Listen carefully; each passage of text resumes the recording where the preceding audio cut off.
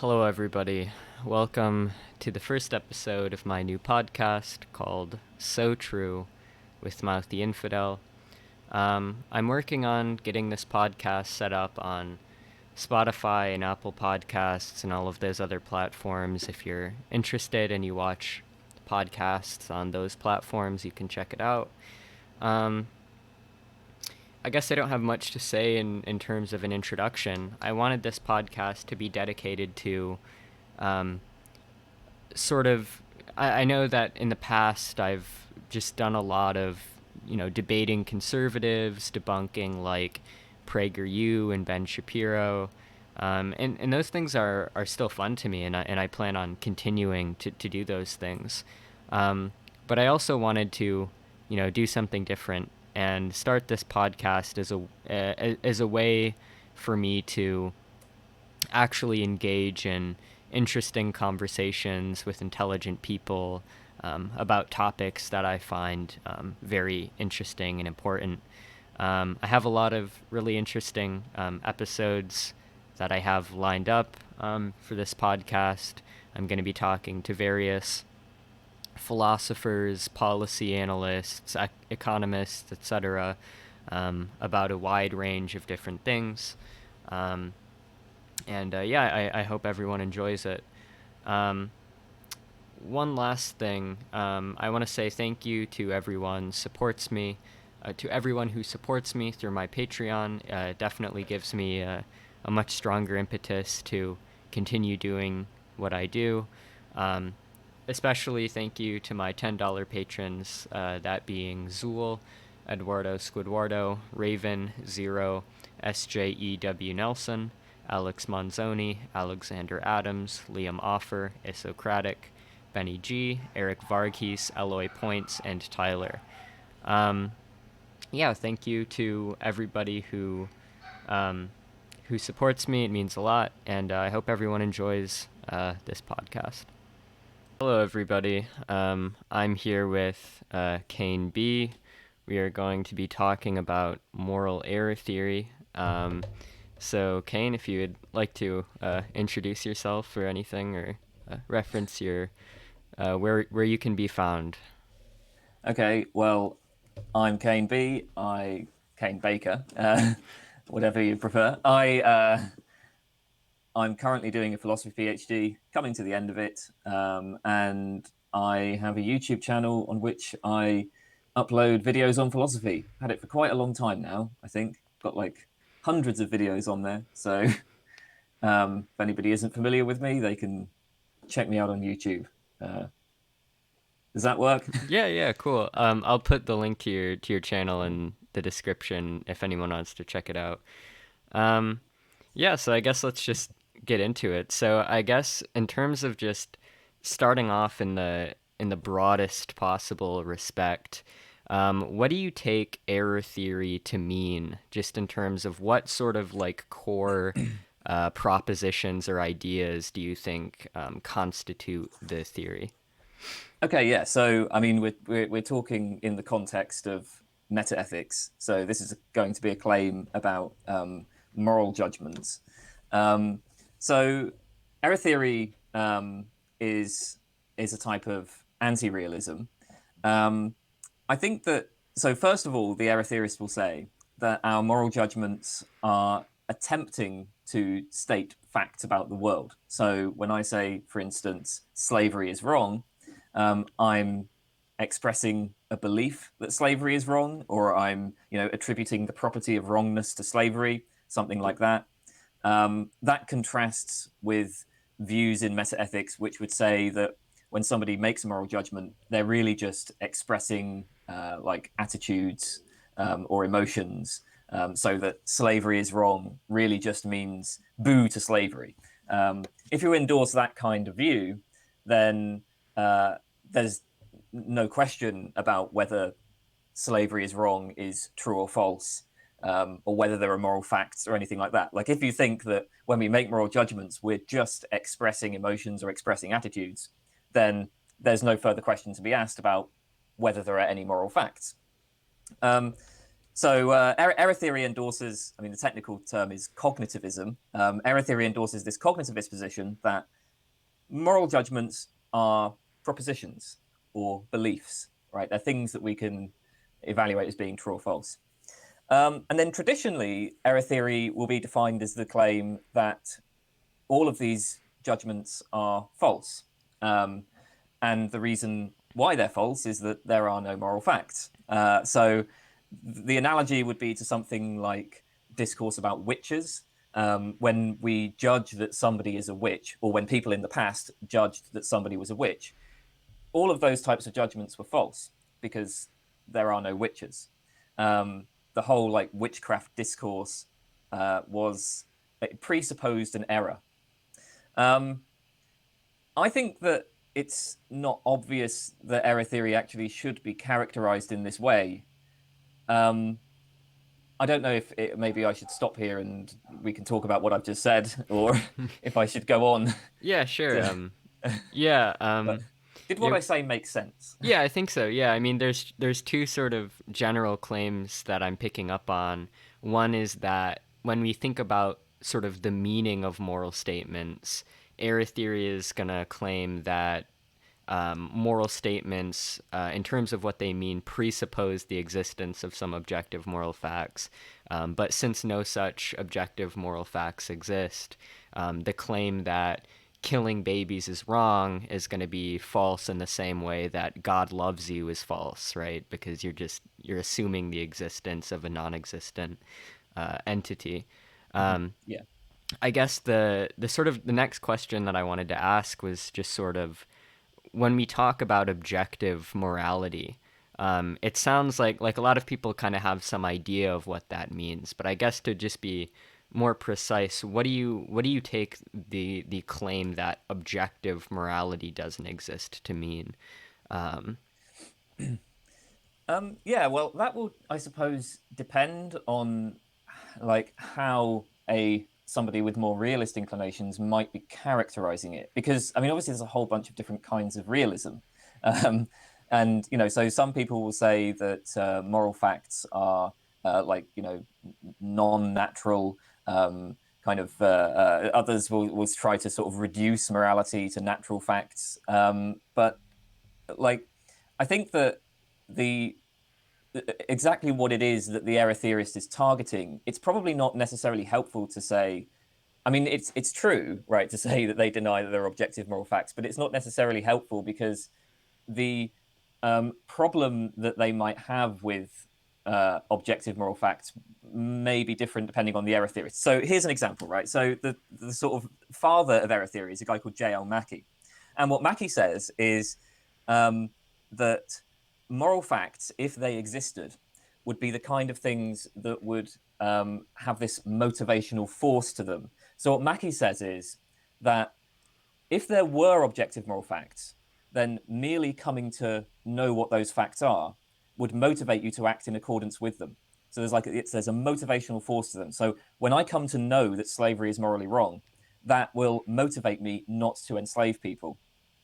And Mackie says that there just couldn't be anything that plays this role. Like the idea that there could be something in the world that motivates somebody, that like pushes them in a particular direction, regardless of what their desires are.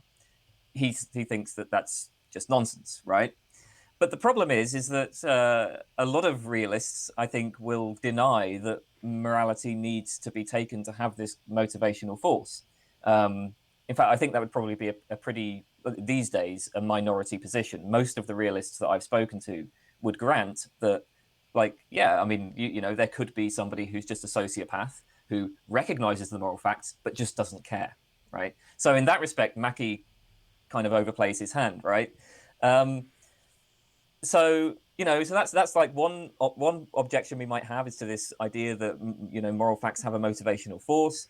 um, Another and I think much more plausible line we might take is that the problem with objective moral facts is that they provide reasons for action that are independent of our desires, and this is also suggested in Mackie as well. It's just he doesn't kind of make it clear exactly what the distinction is between these positions. But so the thought is that if we say that it's like when I say, for instance, slavery is wrong, you ought not to enslave people, um, that is binding on you regardless of what any of your desires are, right? So, you can't say, well, like, I don't care how the person being enslaved feels.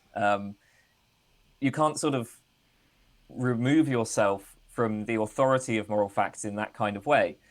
So, there's this distinction that we sometimes draw between hypothetical and categorical imperatives, where a hypothetical imperative would be something of the form, if you want X, you ought to do Y. So, like, I can say to somebody, it's raining. If you want to stay dry, put on a coat. And you can release yourself from like the authority of that imperative by saying, well, I don't care whether I get wet or not, right? If I don't care whether or not I get wet, then there's no reason for me to put on a coat. In the case of morality, you can't do that, right? Morality is binding on you regardless of your desires, regardless of what your sort of social role is. Okay, um, and so that again is something that I think a lot of contemporary error theorists have a problem with. Um, so yeah, I don't know. Does that answer the question? Yeah, Yeah. I think so. Yeah. Yes, I think that's a good starting point. Is a lot of I think it's pretty popular to think of morality in terms of reasons nowadays, where what you ought to do just translates to what you have most reason to do. And a moral realist is just going to say that you have some reason for action which is unconditional upon any desire that you have. Like for example, a moral realist might say you ought to donate to charity, or you have reason to donate to charity, whether or not you want to donate to charity. Whereas an error theorist or a moral anti-realist is going to say you only really have reason to do this if you actually have a desire to do this. Does that roughly track on to your understanding? Yeah, so I think then that if we take this kind of view of the debate, then error theory will be the claim that, first of all, moral judgments kind of have presuppose that there is this categorical normativity, that there are categorical reasons for action in the sense that we've described. But then the claim will be that there just are no such things. Um, Now, I mean, I should point out that it seems to me like that's pretty much all you need to be an error theorist, right? So the point then is, if you accept those two things, then you accept that there's essentially a kind of false presupposition, an error in our moral judgments. Um, Whether you then want to take the further step of saying that all moral judgments are false is um, not entirely obvious, only because truth can be, at least on some philosophical views, quite cheap. So, I said at the beginning that error theory is traditionally characterized as a view that all moral judgments are false, but I'm not sure that that's really like essential to the position. I think the essential point is that moral judgments contain a false presupposition, which is in some sense like central to them, to their status as moral judgments. Because it kind of seems like, if you were to just make a hypothetically imperative claim, if you were to make the claim like, you ought to put on a jacket if you don't want to get wet, that kind of thing just can't be moral judgment, because it's just dependent on people's desires. It seems like what's essential to morality is this authority that it has, the fact that it is binding upon us regardless of what our desires are.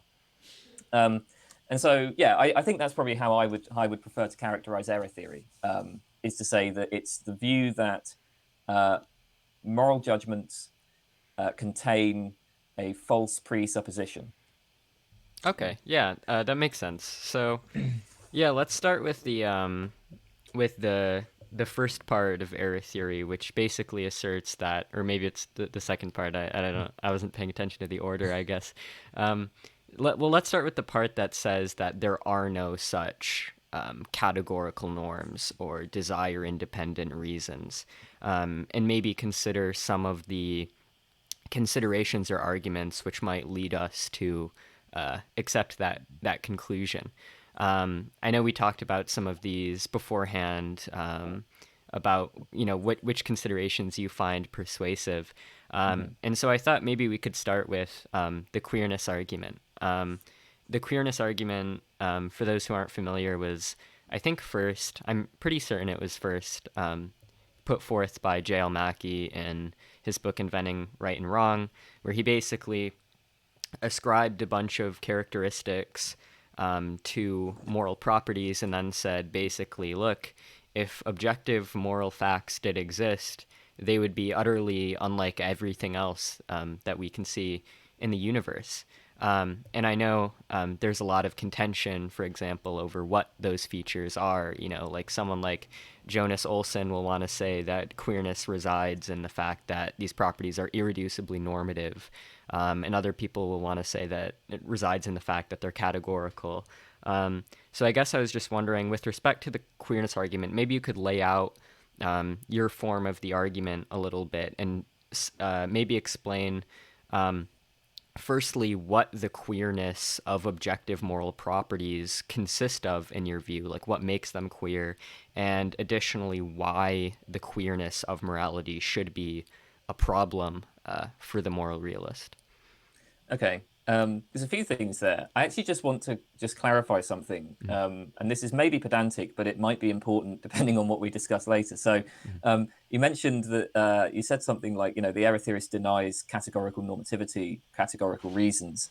I would just to be specific, I think it's categorical reasons for action Right, right. that a moral error theorist will want to deny.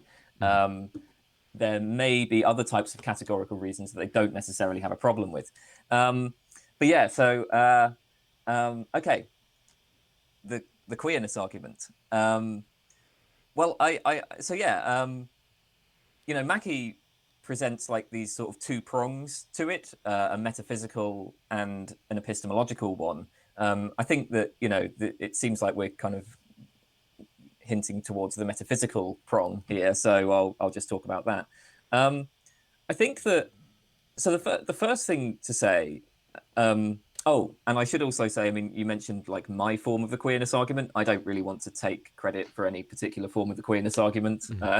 Yeah, just the version you It's find other people, but persuasive, I guess. Yeah. yeah. So I think that when somebody states a moral theory, they're going to be doing like two things, right? First of all, a moral theory will specify what states are considered valuable, and then secondly, it will specify how we ought to act with respect to those states. So, if you take, for instance, utilitarianism, like a classical utilitarianism will say that the valuable state is pleasure, and the disvalue is pain, and then it will tell you that how you ought to act with respect to that is to just maximize pleasure.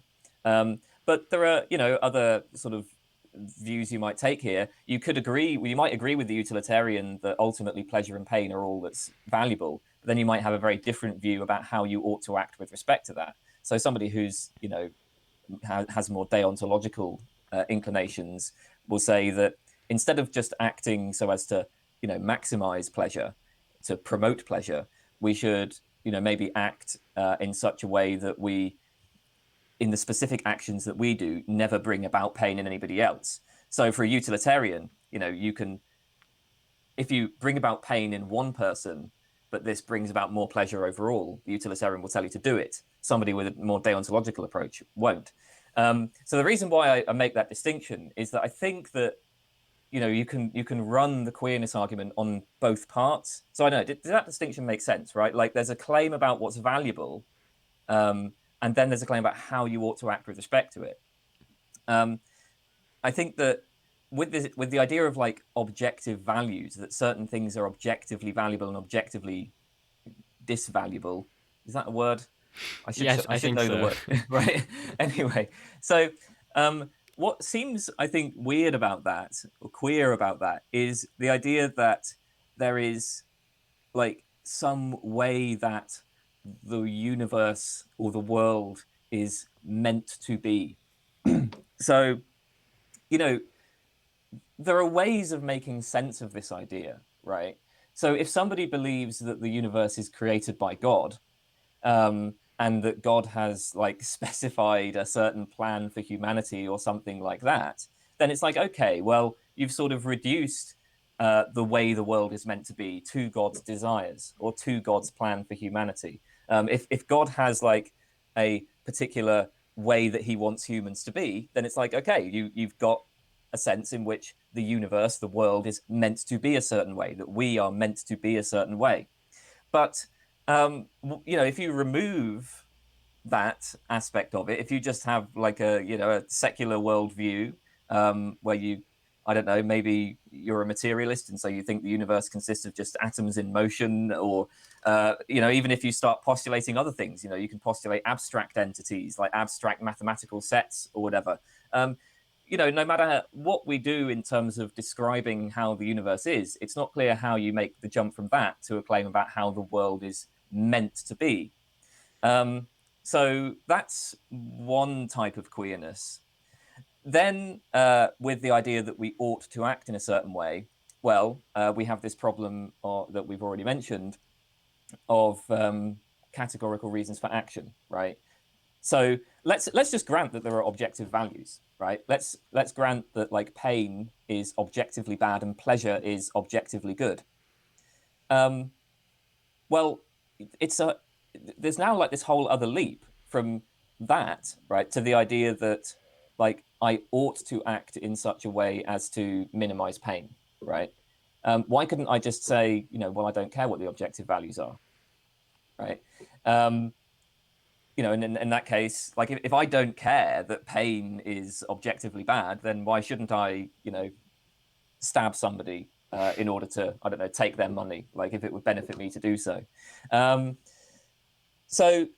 yeah, I think that the way that Mackie puts it is quite nice. He says that what's bizarre is the idea that there are certain like actions that or certain things that have a to be doneness or not to be doneness somehow built into them, or that there's a demand without a demander, right? Like the world somehow makes demands on you, right? Even though there's no particular person or entity making those demands, right?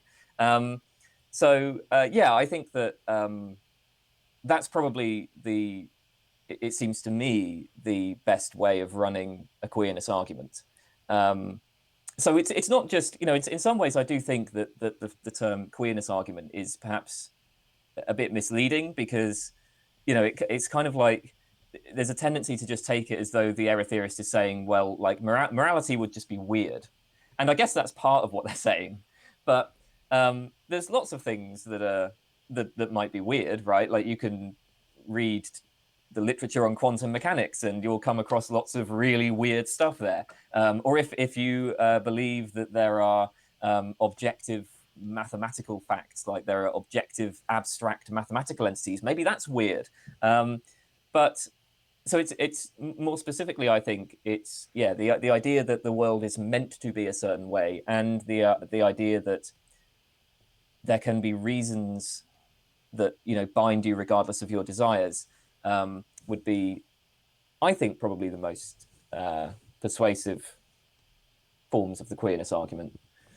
Okay, yeah. And so what specifically about those features um, is meant to be sort of a consideration against realism? Are we sort of saying that um, maybe you hinted that it wasn't really the case, that we're making sort of an argument from intuition, where it's like these things feel very unintuitive, and that counts against us believing in those Mm. things. Um, I've heard some versions of the argument where basically it's an appeal to naturalism, where we're just saying like there's no counterpart in terms of what we can observe in a sort of materialist naturalist framework, and therefore we should reject these things. So I guess I'm just wondering how you specifically make that connection between moral properties have these characteristics, to therefore we should reject their existence.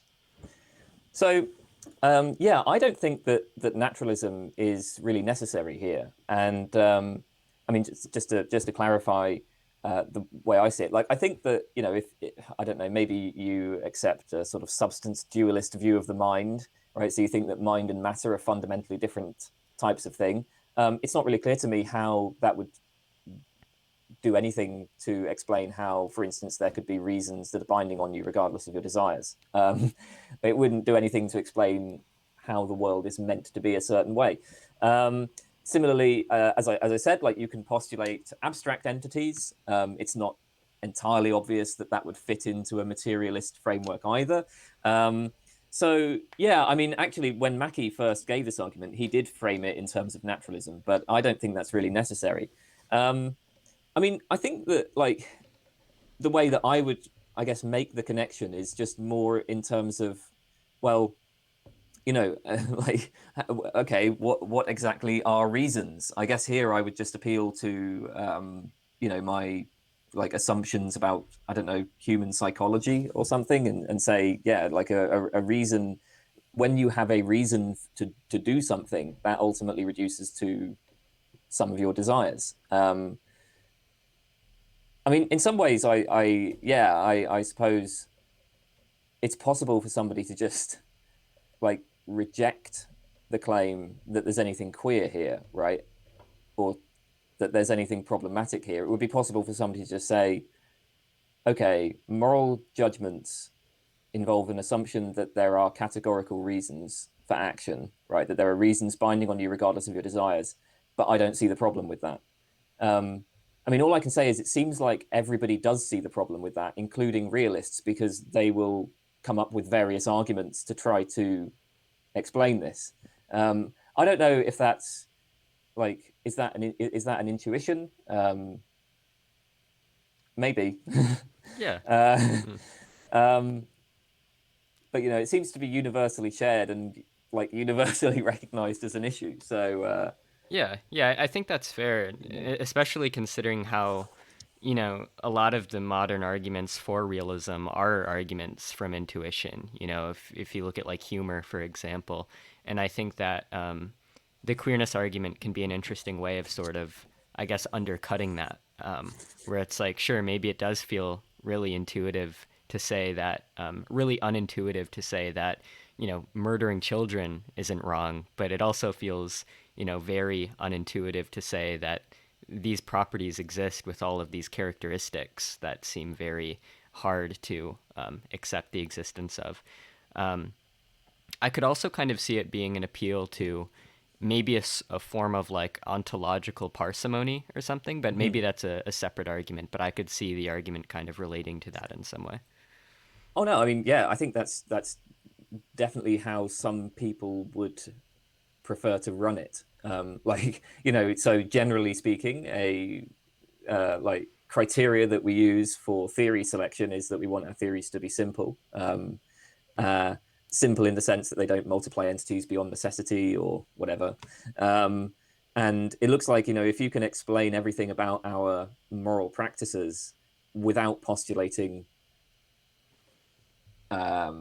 entities, let's say. I don't know if you necessarily want to characterize, moral properties as entities, but properties or entities or something like that, that are very unlike properties that we're familiar with in other contexts. Then parsimony would prefer that option.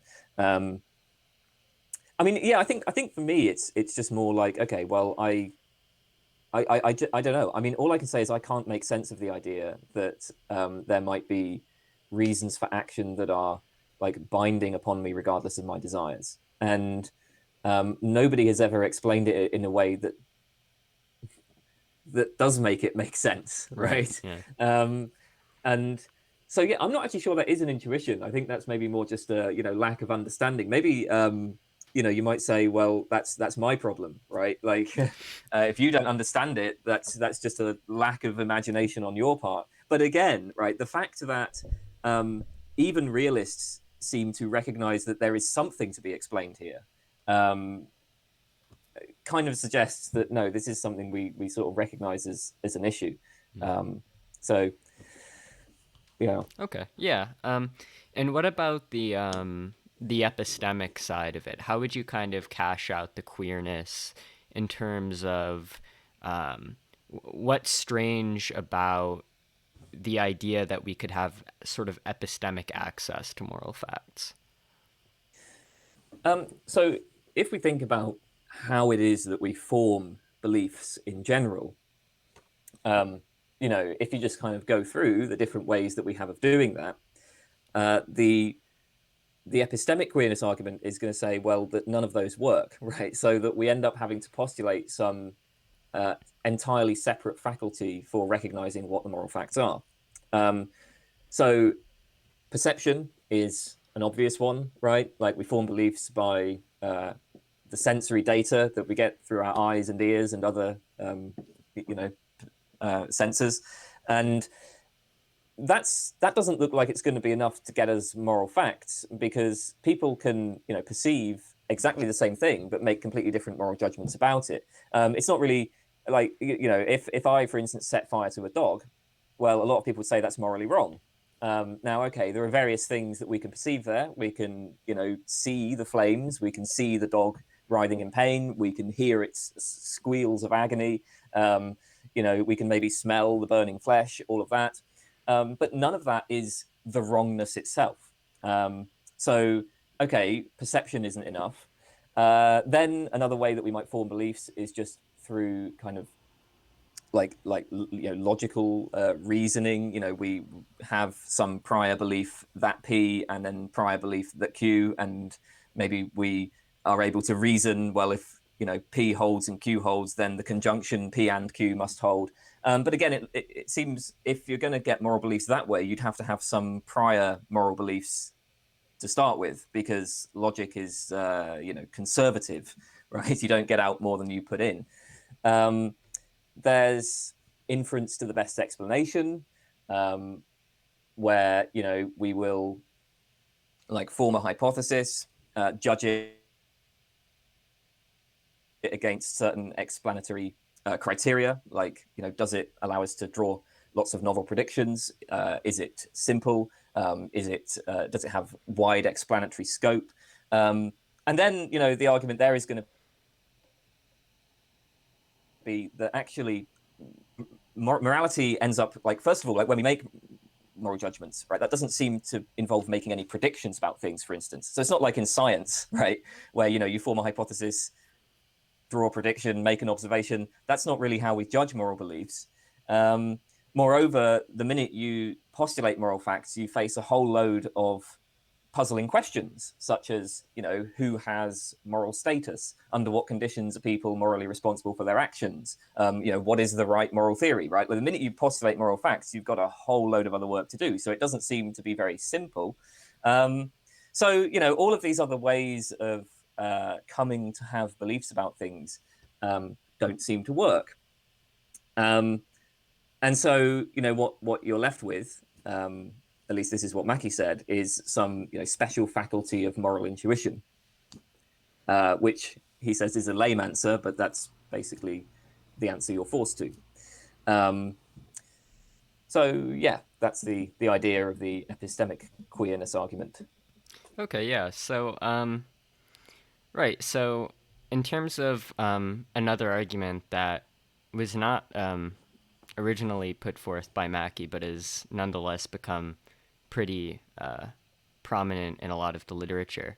Um, what do you make of the evolutionary debunking argument? Maybe we could unpack that a little bit. First, by just sort of exploring the more basic level idea of a debunking argument, and what a debunking argument is supposed to be, and then how error theorists can use evolution to sort of employ a debunking argument that undermines the case for objective morality. Yeah, okay. So general idea of debunking, I think, is fairly straightforward.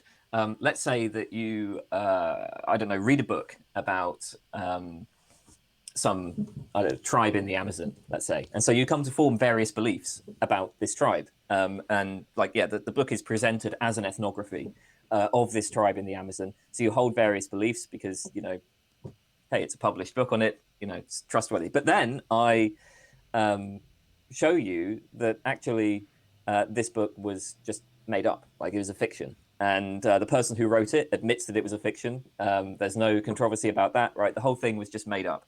Well, it looks like you should probably give up your beliefs about this tribe in the Amazon. So the the point is that the way that you formed your beliefs, or the grounds that you had for your beliefs, are not appropriately connected to the thing that your belief is about, right? So in a normal ethnography, what will happen is that a researcher will go off to a tribe, live with them, right, study them, interact with them, and then write that stuff down on the paper, and then you read it and you form beliefs, and there's a connection there between the reason you formed your beliefs and what the belief is about. Whereas in the case of somebody who's just made something up, right, that connection has been severed, or there just is no connection in the first place. Um, and I don't know, like, it's possible that everything in that book could be true, right? Like, it's logically possible that there just might be a tribe in the Amazon that does indeed behave in exactly the ways described in this book, right? But it would be extraordinarily unlikely. So, that I guess the sort of technical term would be that it like that person that you've got your beliefs from, or the book, it's like off track. It doesn't track the truth. Maybe it just happens to hit on the truth by luck, but it doesn't track the truth. Right. So, in the case of an evolutionary debunking argument, the idea would be: look, our moral beliefs are explained by our evolutionary history, but our evolutionary history is going to be off track with respect to those moral beliefs. So, um, you know, right, like, we hold the moral beliefs we do because those beliefs promoted survival and reproduction, but there's no connection there, right, to the truth of those beliefs. So those beliefs are unjustified. Um, so, I mean, I guess a similar example of this would be like there are explanations of, say, religious belief, which will appeal to evolutionary history. So, they'll appeal to the like human tendency to anthropomorphize and to pattern recognition. And then there are evolutionary explanations for things like, why we developed certain rituals and things like that, right? So, like in that case, the thought is, well, you'd have those beliefs regardless of whether or not the belief, the formation of the belief is not connected to what it is that would make the belief true, right? In the case of religion, what it is that would make the belief true is, if there really was a creator of the universe, but the claim is that people would have developed religious beliefs anyway, or that those beliefs are not connected to the truth of that. And so you can run the same kind of argument with morality. So it's in general, right? Like your moral beliefs are explained by evolutionary history, but evolutionary history is off track with respect to the moral facts. So your moral beliefs are unjustified. That's the general idea. Does that make sense? Yeah, just to sort of, I guess, draw an Mm-hmm. analogy to maybe an area where people are more prone to not be realists, right? I mean, we could say that, like, imagine that humans evolved to think that a certain kind of berry is gross because that berry, like, poisoned us, right? Um, Mm-hmm. and then we can show why evolutionarily we developed the belief that that form of berry was gross. It was because it was evolutionary advantageous for us to think that that kind of berry was gross. But that kind of suggests that just because we developed to have that belief, that doesn't mean that the berry is objectively gross, right? In some, mind independent sense or something like that. Um, and yeah, I think that largely makes sense, right? Because the process through which we developed our moral beliefs, we don't have any reason to think that that was a process that was really tracking any sort of deeper truth. Um, Mm-hmm. and I guess you drew an analogy to religion, and I guess that's a good jumping off point to one potential objection to the argument, which is just that, maybe, just because the source of our morality or our moral beliefs is a process which is non-truth tracking, that doesn't necessarily mean that we can't form independent sort of arguments that get us to that conclusion, in the same way that maybe our belief in God came about because of sort of evolutionary reasons, but that doesn't mean we can't come up with like a cosmological argument or something that will still get us to that conclusion. So I guess in light of that sort of sentiment, what role do you think that the evolutionary debunking argument plays? Mhm. Well, first of all, I like to draw a distinction, which I don't often see drawn in the literature, but it seems to me to be really important between two ways of running this argument. So, um, one like target that we might have is our specific that like the specific content of our moral beliefs. Um, so, we might say, well, like let's assume, right, for the sake of argument, that there are moral truths, right? Um, well, it's going to turn out that evolution has influenced our moral judgments, right, in such a way that those judgments are not tracking with respect to what the moral truths are. Um, so, that's going to again like undermine whatever normative beliefs we happen to hold.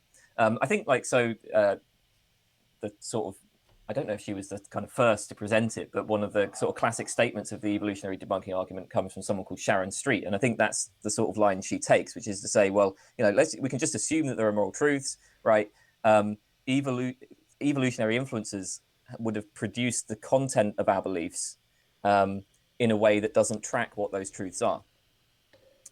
But you can also run the argument against the whole framework of like moral concepts, right? So um, you can say that people would have beliefs that things are good or that things ought to be done, or that things are bad and ought not to be done, right? Like we would have this conceptual framework, regardless of whether or not there actually are any moral truths.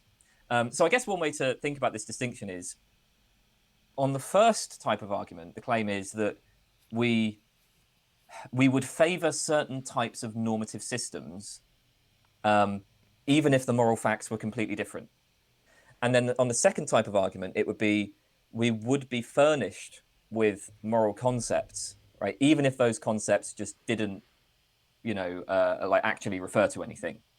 I don't know if I've made that distinction clear. Does that distinction make sense? Yeah, that makes Because sense, right? yeah, Yeah. so because the important point is that so the point that you raised, I think, is probably a good or maybe a good answer to the first argument, like that like we our moral intuitions, our moral judgments would not kind of track the moral facts.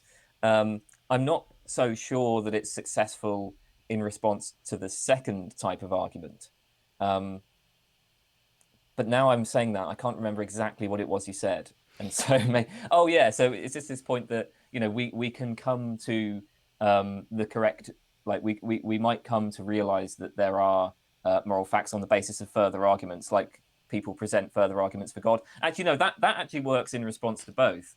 Um, uh, I mean, obviously, the claim there is going to be that the realist arguments are not successful. Mm-hmm. So it's like, yeah, I mean, sure, right? Like what this argument does is it serves to undermine moral intuitions, like a lot of it might have the role of a kind of burden of proof Right. shifting sort of thing, because a lot of realists will say, well, moral realism is the commonsensical position. Everybody has these moral intuitions, like you just know that slavery is wrong, or that setting fire to puppies is wrong, or whatever.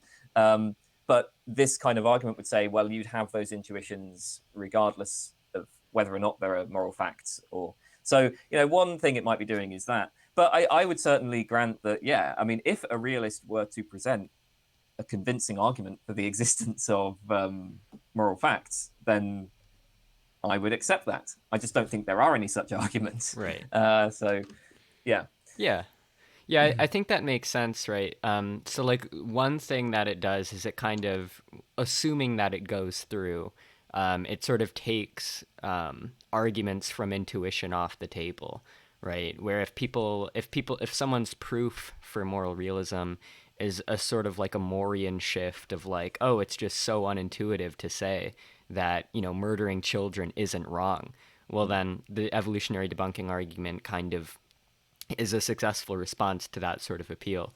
And maybe the other thing is just that, maybe more as a positive argument, it kind of sort of intuitively it does add an extra layer of skepticism, right? Right. Yeah. Yeah. Yeah. So it's sort of like an analogy I could give. Maybe sort of like a silly analogy I was just sort of thinking of is like if I'm in the park with two of my friends and one of my friends says, hey, I just saw like a giant purple dinosaur over there, I'm going to be like pretty skeptical, right?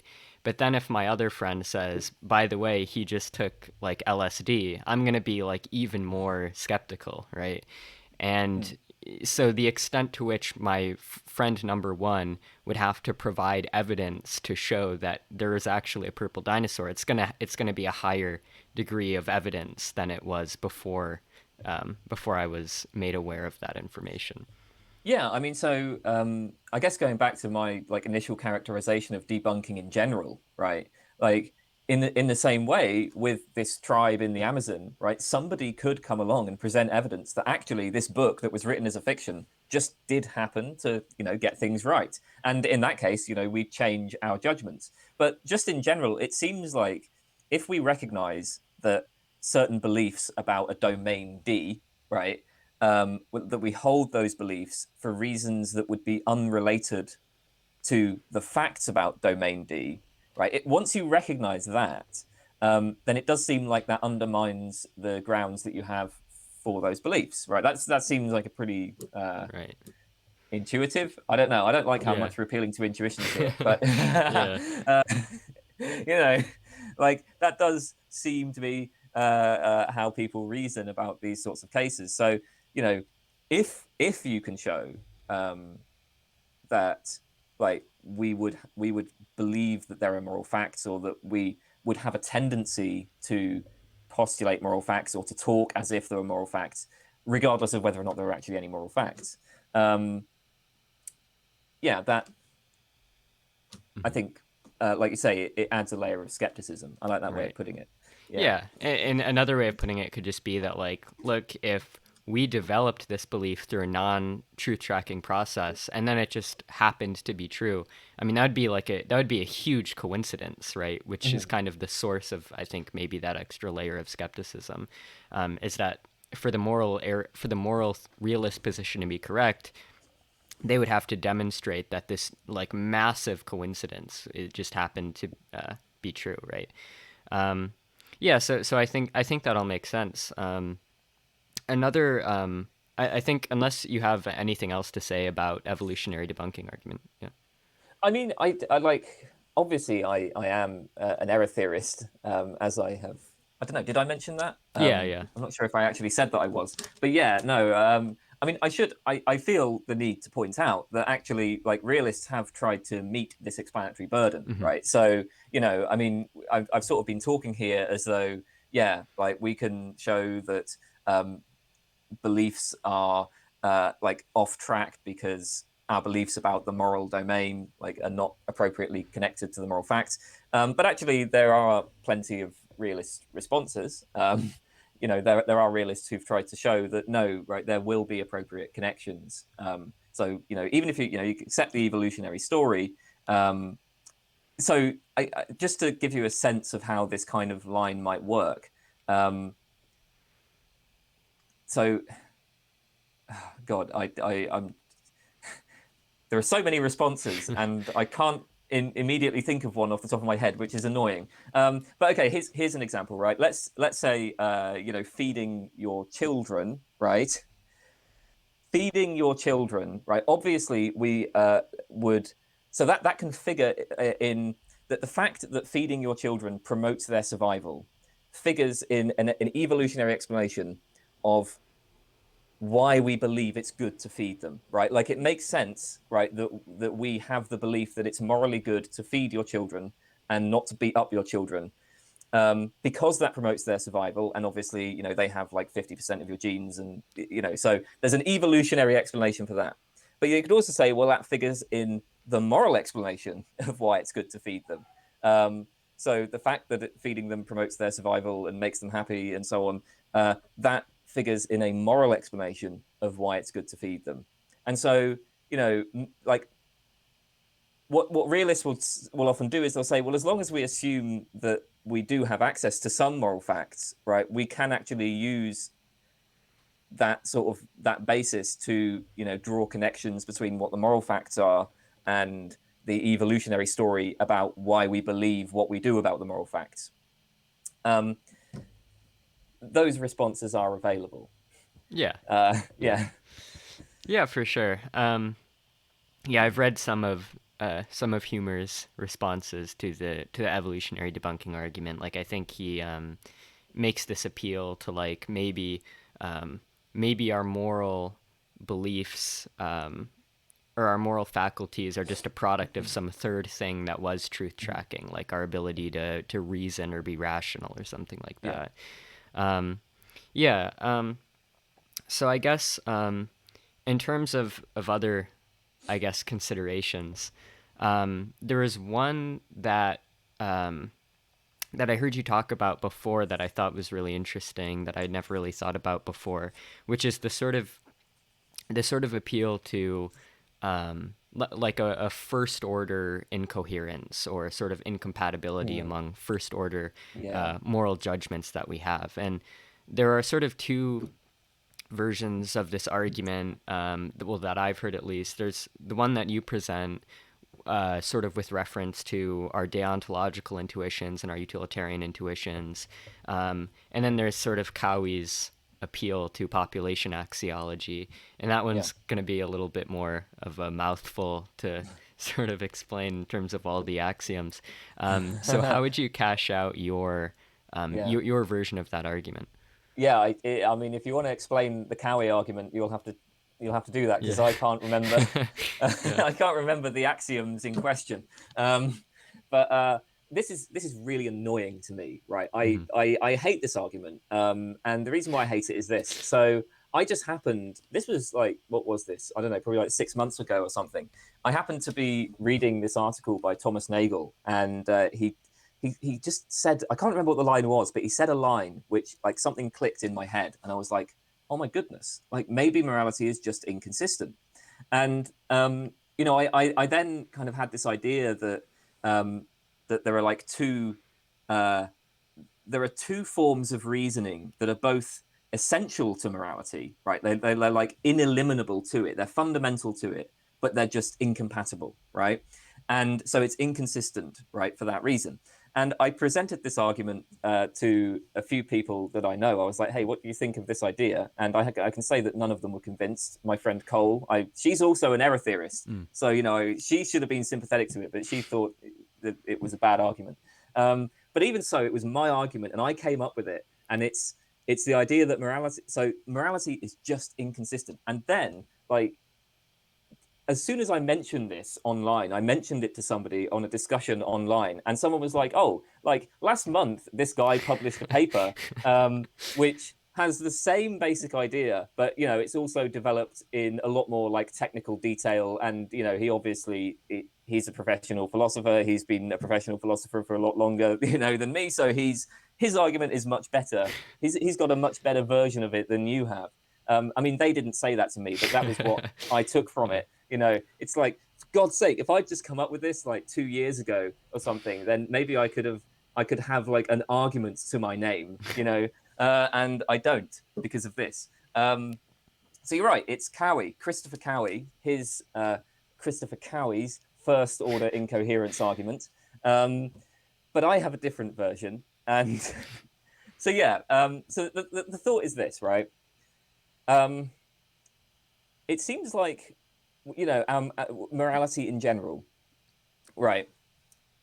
We have these intuitions that pull us in two directions, and one direction is consequentialist, right? One direction pulls us towards promoting values, right? So we want to maximize value. So this is a kind of utilitarian calculation where it's like like if you've got like one person on an island, and there's 10 people on another island, and there's some a terrible disaster heading their way, like a hurricane, and you can only save like one of them.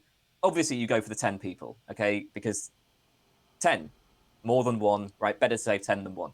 But then, we also have these deontological intuitions where it's like, well, what's the kind of classic example of like a trolley case where, there's 5 people on the track and you can push a guy off the track. You can push a guy in front of the trolley to stop it from killing the other 5.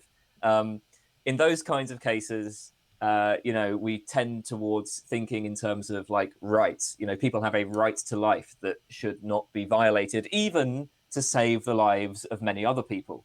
And, there's a tension, right, between these. And so this is where a great deal of the debate in the history of moral philosophy comes from. People have been trying to work out a way of making these two ways of moral reasoning compatible. And so, you get all of the rule utilitarianism and threshold deontology, but it turns out on analysis, they all have problems as well.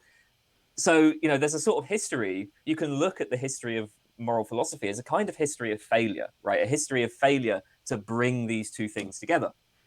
It also seems like, you can't just like eliminate them, right? So, one option might be to say, well, we should just ignore the, deontological intuitions or ignore the consequentialist intuitions. But that seems really implausible, right? Like, just kind of becoming like just a hardcore consequentialist where it is just nothing, that you are just maximizing without being concerned about honoring certain values. A lot of people have found that an implausible way to go. So, the thought is then there's a way of looking at this where this seems actually like it's going to be quite nice for the moral anti-realist, because we could just embrace the inconsistency, right?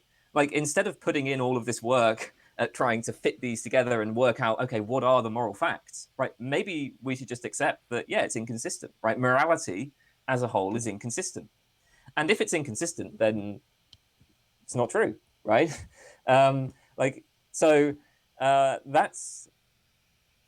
the basic idea. And that was something that I came up with on my own. And I was very pleased until I discovered that somebody else had come up with it in a slightly different way. Yeah. But yeah, I still, I have, so yeah, I have a sort of love-hate relationship with that argument. Yeah.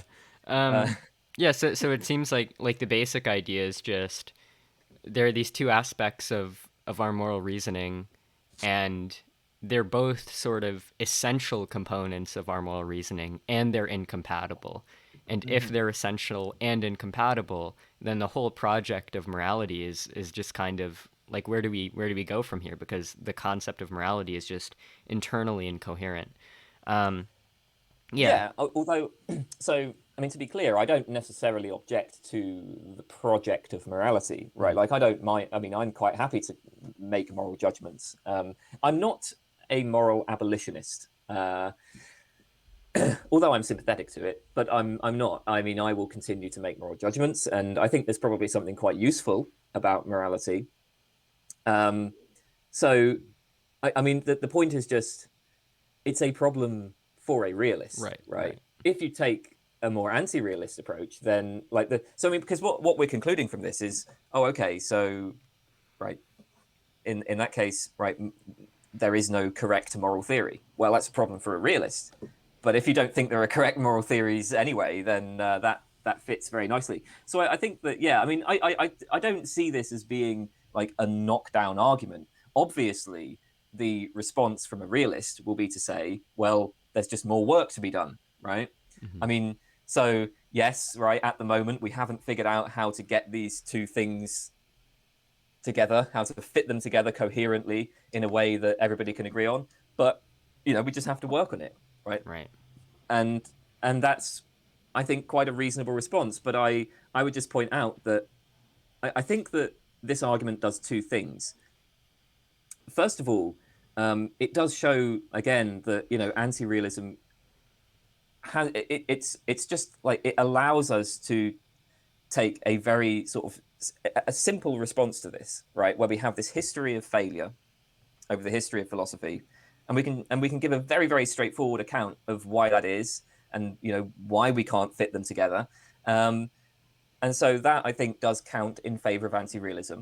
The other thing it does is that I think it does undermine again the sort of realist appeal to intuitions. Because if it's right that these two forms of reasoning are essential to morality, to our moral thinking, and they're ineliminable, then the realist is going to have to engage in some quite significant moral reform. Um, so, the fact that anti-realism is counterintuitive then becomes less of a problem. I mean, some people find it. Some people say it's counterintuitive. I Mm. don't think it is, but Right. Yeah. you know, Yeah. uh, yeah. Well, another aspect of that could be, say the realist just responds with, sure, there's more work to be done so that we can, reconcile these two aspects of our moral reasoning. One response from the anti-realist could just be, okay, sure, well, maybe that can be done, but given that it hasn't been done yet, I don't see any reason to accept that it will be, right? Or that it could plausibly be, given, how it seems like we have so many viable attempts, like you mentioned, threshold deontology, real utilitarianism, and they all seem to, in some way, have substantial problems. Um, yeah, I mean that could be one possible I objection. mean, one has to bear in mind, of course, that a lot of the realists you're talking to will, in fact, accept some of these theories. Right. So, saying, well, hey, look, there's been this history of failure, and we haven't come to any consensus on what these are, and threshold deontology has all these problems. They might say, well, actually, I think threshold deontology is just true, and here's how to solve those problems. Um, I mean, like I think in general in philosophy there are no knockdown arguments. We're always just weighing lots of different reasons, lots of different considerations. I would just put this inconsistency argument on the table as something that might tip the scales in anti-realism's favor. Maybe that's how I should present it. Right. Um, like the realist is it's maybe just one way of really like bringing home the point about how much work the realist actually still has to do. Um, that yeah, I think that might be that this is taking on a burden that the anti-realist is not. Right. Okay. Yeah. Yeah, that makes sense. And the other sort of version of the argument from Cowie, I could just run through really quickly. I know you said obviously it's there's a lot of axioms with a lot of words, so I did actually write them down in anticipation of this coming up, right? So, I mean, Cowie's argument is basically this, right? And I assume most people listening to this probably won't get it like the first time around. So I'd suggest you can read Cowie's paper. It's called A New Argument for Moral Error Theory, or you can watch Kane's video about it, where he sort of explains the axioms in more detail. The incoherence of morality Right. is the title of that video, Yeah, I'll I put that think. in the link in the description as Yeah. well. Yeah. Um, yeah. So there's basically two claims being made by Cowie, and it's also similar to the two claims that are made by your argument, which is one, there's a sort of first order incoherence in moral judgment, and two, this first order incoherence entails moral error theory or counts in favor of moral error theory at least. Um, and Cowie proves this by having us consider five different axioms. One is the egalitarian dominance condition, which basically says if population A is a perfectly equal population of the same size as population B, and every person in A has a higher welfare than every person in B, then A is better than B, other things being equal. The second condition is the weak non-sadism condition, which is just that there is a negative welfare level and a number of lives at this level such that an addition of any number of people with positive welfare is at least as good as an addition of the lives with negative welfare, other things being equal. There's the general non-extreme priority condition, which is for any welfare level A in any population X, there is a number of n lives such that a population consisting of the X lives, n lives with a very high welfare, and one life with welfare A is at least as good as a population consisting of the X lives, n lives with a very low positive welfare, and one with welfare slightly above A, other things being equal. These are so hard to read. And then there's just two more. The fourth one is the weak quality addition condition, which is that for any population X, there's a perfectly equal population with a very high positive welfare and a very negative welfare level, and a number of lives at this level such that the addition of the high welfare population to X is at least as good as the addition of any population consisting of the lives with negative welfare and any number of lives with very low positive welfare to X, other things being equal. And the other one, the fifth one, was such a mouthful that I just copy and pasted a rewording of it, which is basically that if you take two populations where everybody in the first is much better off than everybody in the second, adding just one person to the second population who is marginally better off than everybody at the first does not make the second population better than the first. And so those are the five axioms, and the argument basically just goes that all five axioms by themselves are conceptual moral truths. So, in other words, they're so self-evident that if anything is morally true, these things are morally true. And if these axioms are all conceptual truths, and yet they're inconsistent, then this proves that our moral concepts themselves are defective, and that therefore we should reject judgments based on those concepts. So that's my basic understanding of the argument. I'm not sure if you had anything you want to add to that interpretation. No, that's how I understand it. I should just say, I mean, if somebody hasn't encountered this argument before, then the idea that those are self-evident conceptual truths probably seems utterly implausible. But Cowie does address that point. In fact, I mean, a lot of those are like, so the situation is more, it's they're phrased in a very technical way, but like once you understand what they're actually saying, I think pretty much everybody would be like, oh yeah, that's clearly true. Like, Right. so it's that sort of thing where it's just like they have to be stated in that very technical way, but once you understand them, they do all, I think, seem highly intuitive, right? Right. Do you know? I think that my argument is better than Cowie's argument. Yeah. I Yeah. Uh, yeah. I mean, yeah. So, I mean, just for one example of how self-evident, some of these are, like the first one is literally just imagine we have two populations. They're completely equal in everything except one population, everybody has a better life than everybody in the other population. And then the claim is that that would be better, right? And I mean, that seems to be like pretty undeniably, like it would be, as Cowie says, it would be baffling for somebody to even yeah. to disagree with that. Yeah, but I do think there is something to those to that genre of argument, which is basically just that like if there genuinely is these irreconcilable conflicts over inherent parts of our moral reasoning or conceptual truths about morality, then if morality itself is just internally incoherent, then the realist isn't in a good place, I guess. Yeah, so I think that those are very interesting arguments. And I think the last consideration that you mentioned was the sort of I guess the sort of feeling that it seems more rational to be sort of intransigent in the face of moral disagreement, or it seems more permissible to ignore like experts in the field of morality than it would to ignore experts in the field of like some empirical scientific subject. Mhm. How would you sort of, I guess, cash out that consideration? Yeah. So the way that I kind of think about this, so I should say that this isn't an argument that I've actually read up that much on. I think it was somebody McGrath had an article about it. I think it was like Sarah McGrath, but I might be wrong about the first name there.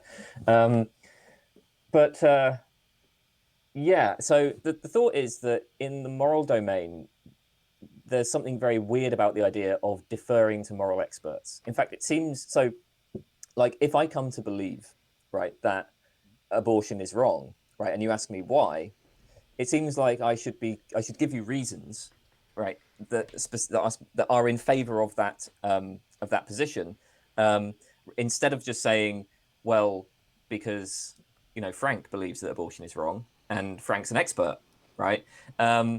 So like that just seems bizarre, right?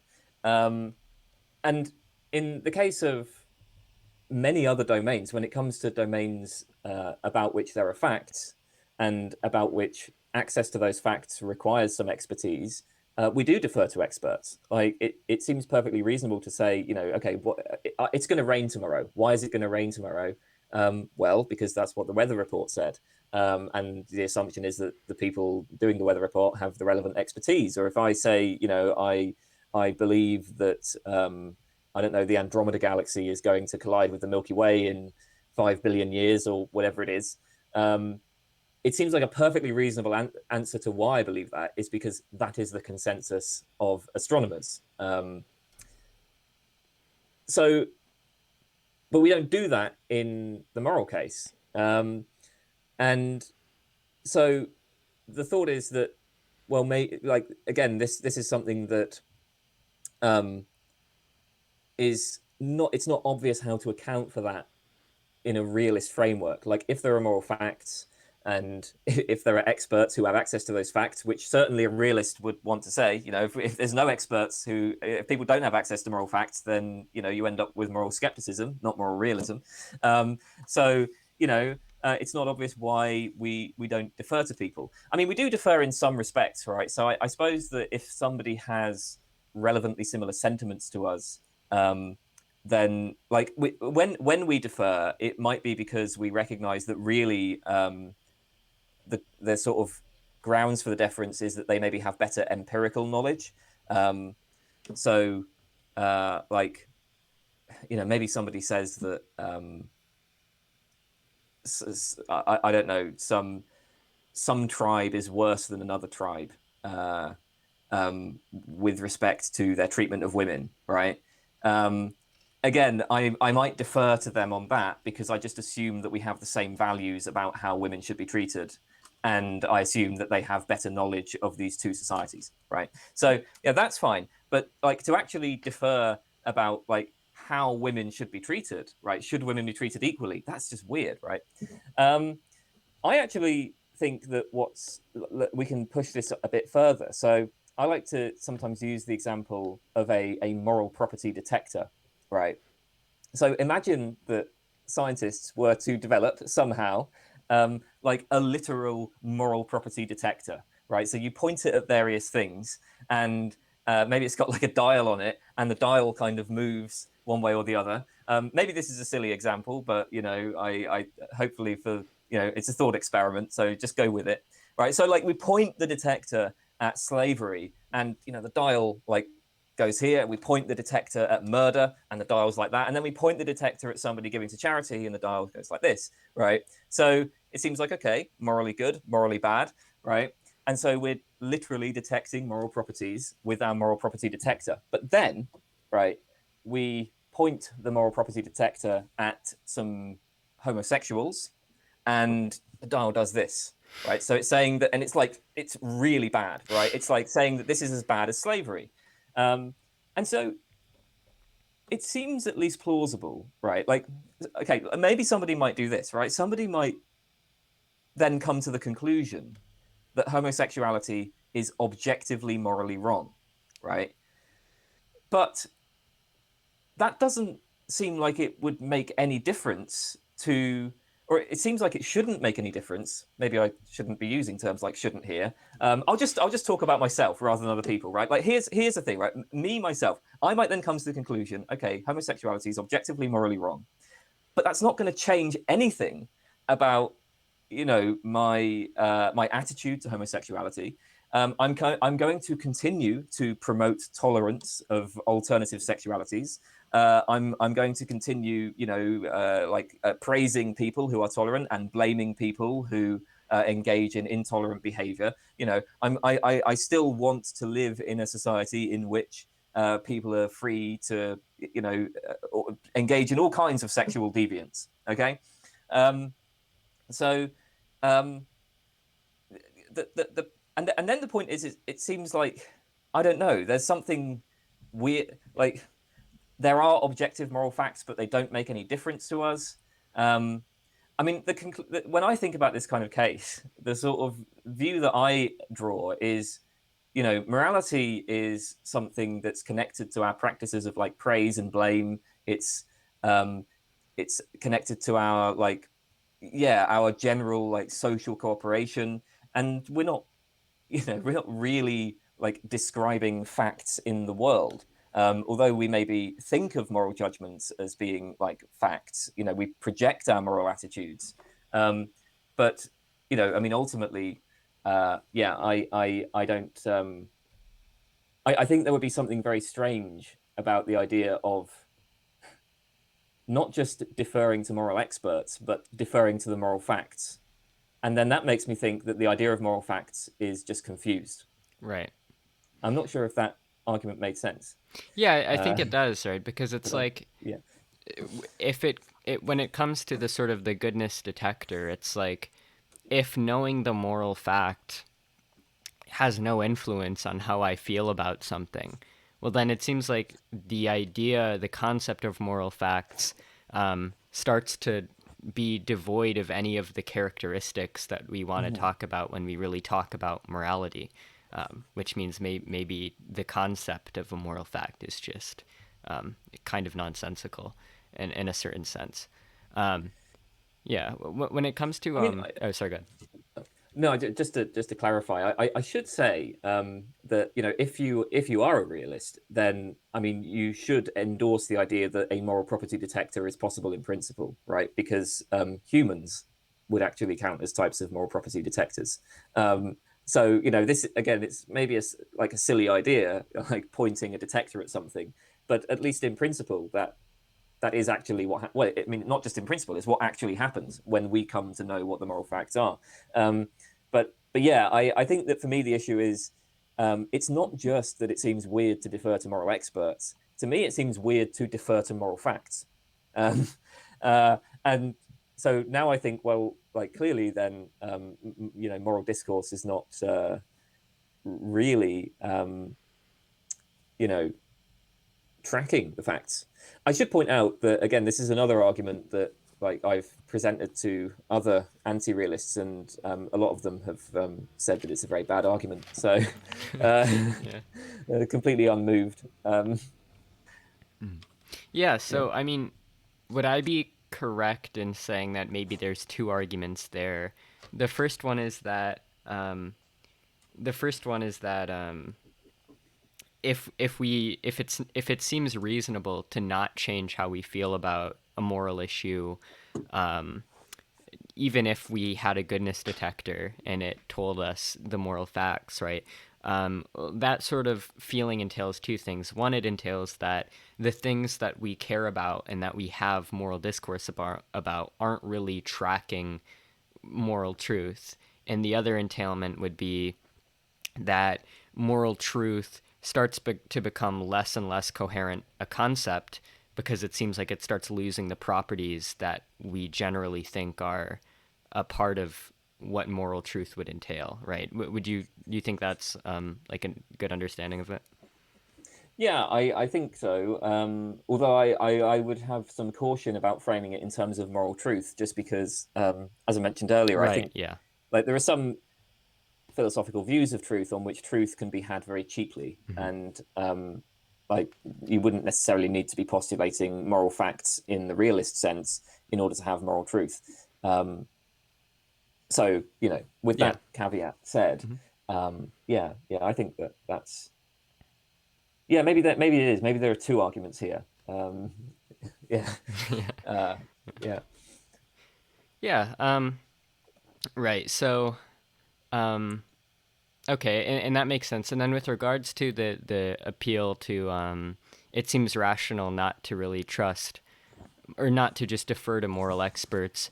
Would you think of that as sort of like maybe an inductive argument where it seems kind of obvious that this property of it being rational to defer to experts seems to be a component of things that are truly factual disputes, and the fact that that feature isn't a part of moral discourse somewhat counts in favor of the idea that maybe moral discourse isn't truly a real factual dispute or doesn't concern factual disputes. I don't think I would characterize it inductively. I don't know if maybe it should be more just characterized in terms of like, I don't know, norms of belief formation or something. Um, so, I mean, like, 'cause again, I don't know. I'm not sure that I'm really making an induction, right? Like, let me think about this. So the thought is that in the case of, so if we believe that there are facts about a certain domain D, right, and we believe that humans have access to these facts, but the access is differential, right, which certainly is something that a moral realist is going to say, right? Like some people have better access to the facts than others. So in that case, we would be able to identify certain people who are experts, right? The people who have like the best access to the facts. Um, it just seems like just in general, it makes sense to defer to people who are experts. And the reason why it makes sense to do that is just because we are every day like just overloaded with information. I mean, we kind of have to offload cognitive labor, right? Like you have to defer to people about all sorts of things. I mean, in any specific situation, you might be able to do your own research, but you can't do that for all of the beliefs that you're going to have. Like, you know, I mean, when it comes, because there's just so many things in life that you have to have beliefs about. And so, you know, we defer to the expertise of plumbers, we defer to the expertise of, you know, doctors, we defer to the expertise of scientists, we defer to the expertise of philosophers. I mean, like I know, you know, more about the history of philosophy than somebody else who hasn't done philosophy. So, you know, it would make sense to defer to me on that. Or maybe not me, but at least some other philosopher, maybe. But you know, I mean, that's just again, it's not really an inductive point. It's just a point about what seems to be a matter of like reasonable belief formation. Mm-hmm. Um, and so, yeah, I mean, the fact that that seems bizarre in the moral case is a little bit difficult to account for under a realist framework. I mean, it's like it's a problem, right? Like, obviously, there are realist responses to this, as there are to all of the arguments. I mean, Right. I again, I don't think this is a knockdown argument or anything, but it's just like, you know, for an anti-realist, right? Like, if we think of moral judgments as ultimately being projections of our attitudes or something like that, you know, you've got a very straightforward explanation for why this is. Very simple explanation, and the realist has a bit more work to do. Mm-hmm. Yeah. Yeah, yeah.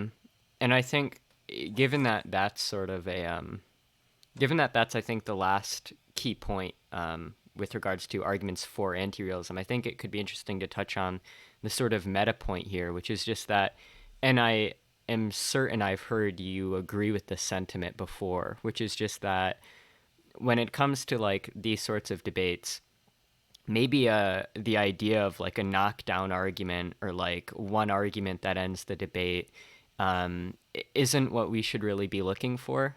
Maybe that idea is a bit silly. And it Mm-hmm. seems like our judgment about, you know, should we be moral realists, should we be moral anti-realists, is more going to concern a plethora of different considerations which kind of tip the scales in both directions. Um, do you kind of agree with that sort of meta assessment? Yeah, absolutely. I mean, and I think that's probably the case in philosophy in general. I mean, I'm not sure if there really are any knockdown arguments in philosophy. You know, like, yeah, I don't know. Maybe there's a few, but just in general, when it comes to any philosophical debate, it seems like we're just weighing up lots of different things on both sides. Now, I mean, it so happens like I happen to think that there are a whole bunch of arguments for anti-realism that are pretty persuasive, right? I mean, I find them reasonably compelling. They pull me in that direction, and I mean, for me, there is just on the realist side, I have literally never heard an argument for realism that I thought was even close to being compelling. But um, I mean, now part of the reason for that is because, I have certain views in epistemology. Like there are certain background epistemological views that I have. If somebody disagrees with me on them, I can understand why they might find certain arguments for moral realism compelling. So I'm pretty. I mean, another thing is just the sort of background assumptions or background beliefs that we have when we start doing philosophy. So I can say that in my case, right, like I was always attracted to a pretty hardcore kind of anti-realism. In fact, I remember being like 12 years old and arguing with people online about these kinds of topics, and I was always an anti-realist. For me, it actually started when I used to post on forums for film and music and stuff. And one of the things you encounter if you post in those kinds of places is people who are objectivists about aesthetic value.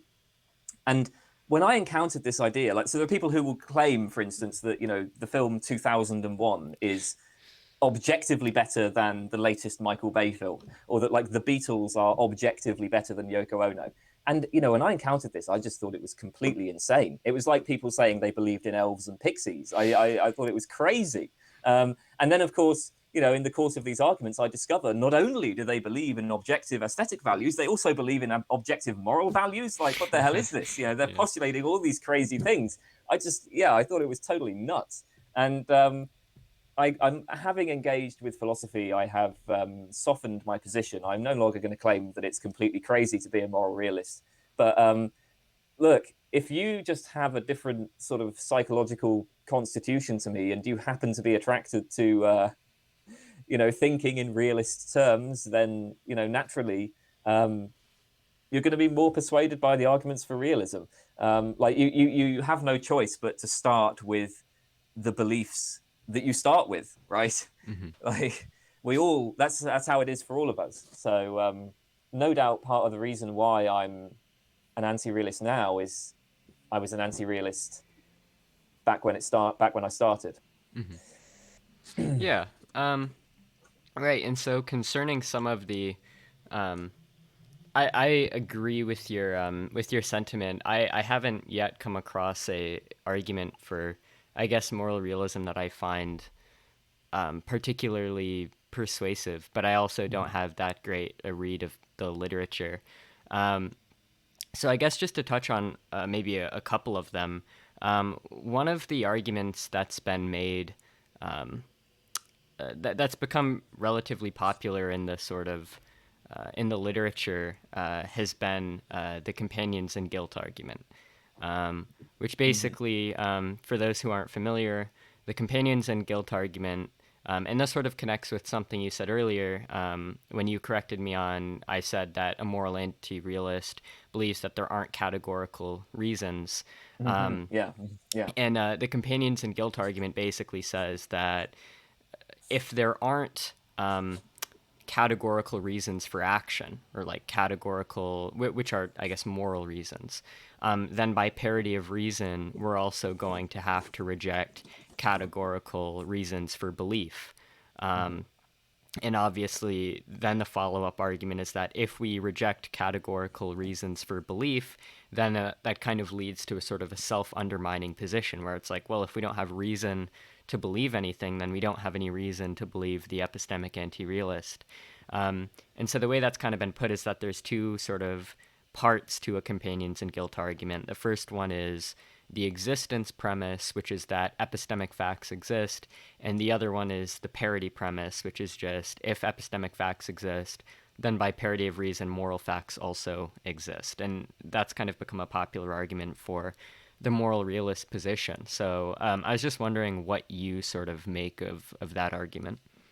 I think it's a really bad argument.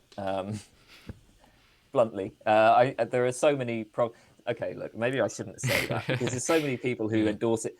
A part of my annoyance with this, right, like, is just that I don't know. Maybe this is just a bad experience on my part, right? But I have encountered like so many people who are moral realists who present this argument in like a really smug kind of way. Like it's just like I've encountered people who seem to think this is like a knockdown argument against anti-realism.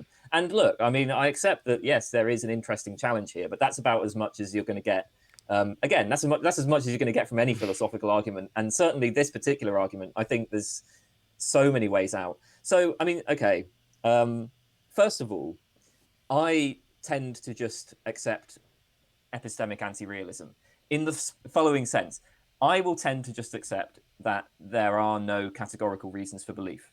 Doesn't necessarily mean there are no reasons for belief. It means there's no categorical reasons for belief. So what you do is say, well, our epistemic judgments, right, ultimately reduce, or our reasons to believe reduce to, on the one hand, the desires that agents have with respect to belief formation, such as, for instance, our desire to believe the truth and our desire not to believe falsehood, right?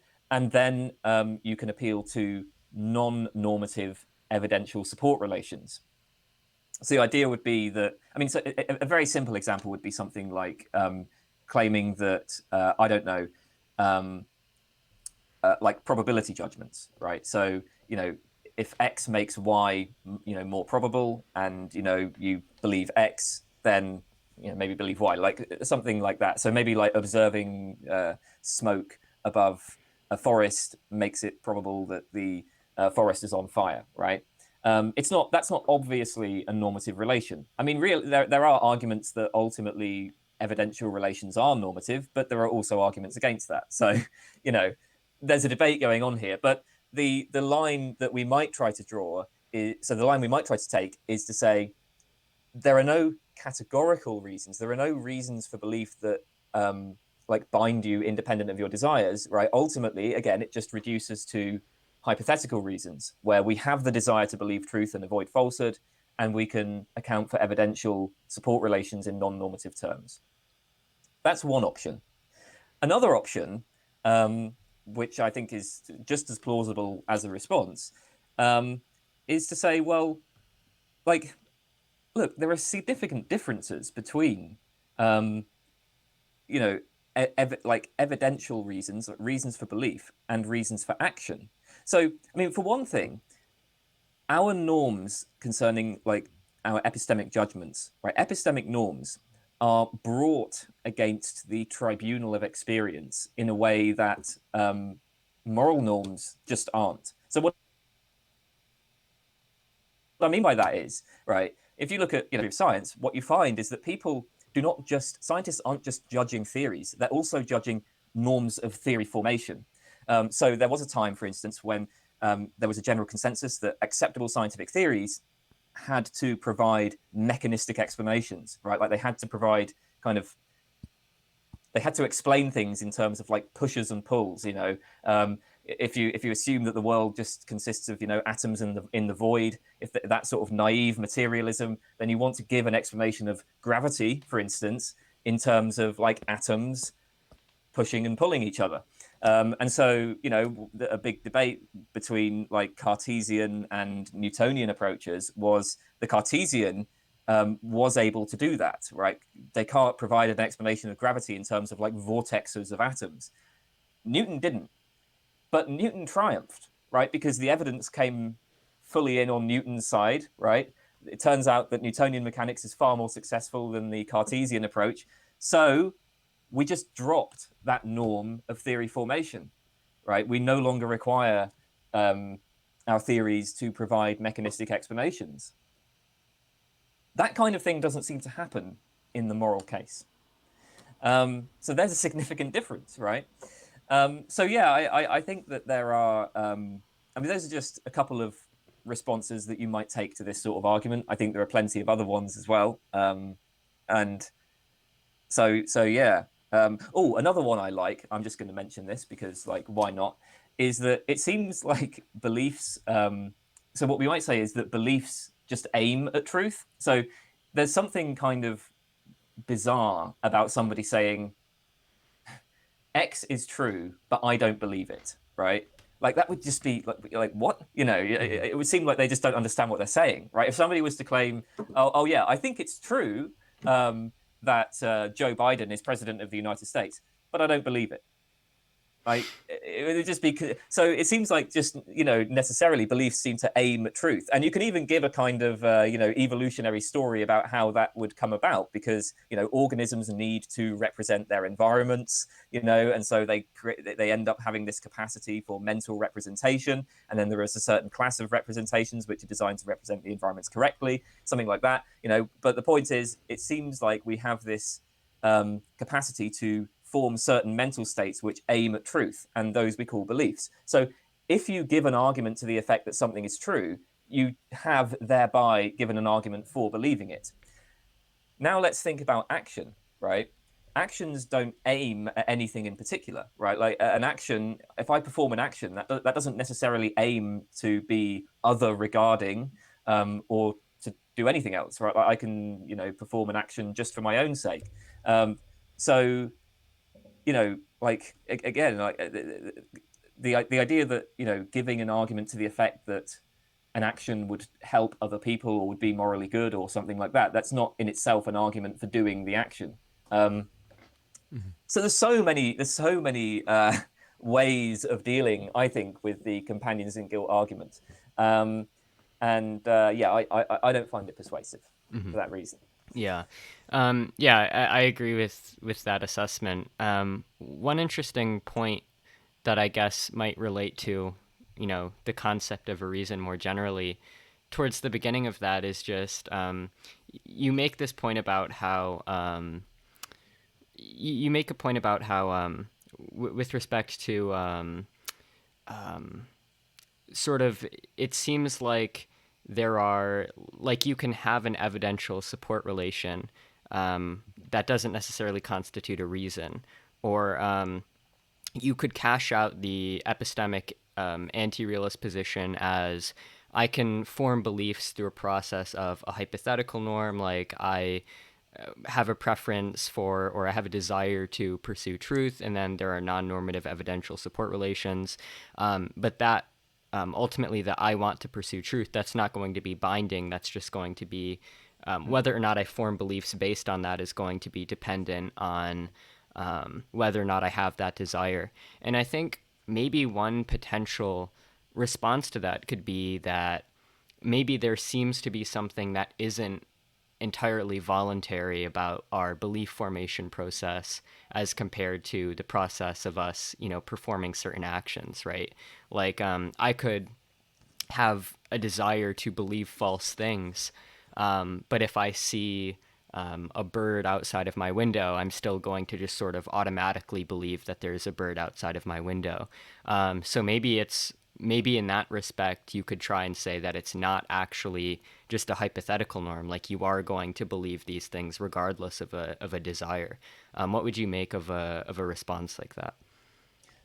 Yeah, I think that's a good point. And I would just point out that what we've done there is shown that there actually is a relevant difference between Right. moral norms and epistemic norms, right? So I mean, this is a kind of like it goes back to Mackey's argument about how there's something like realists have conceived moral norms as being necessarily motivating, right? I mean, what you've described there is actually a case just like that, right? Where regardless of what I want, right, when I look out and see the bird outside the window, it just kind of forces me to have that belief. I just do believe it, right? And I mean, I would say, well, yeah, but the very fact that there is no process like that happening in the moral case, right? The very fact that you can have a sociopath who just doesn't give a shit about. Sorry, I don't know if I'm allowed to No, that's swear fine. Yeah. on. Right, okay, yeah, he just doesn't care. Let's say about seeing somebody, burn a dog alive or something, right? Mm-hmm. I mean, um, yeah, that seems then like you've got a relevant difference between those cases.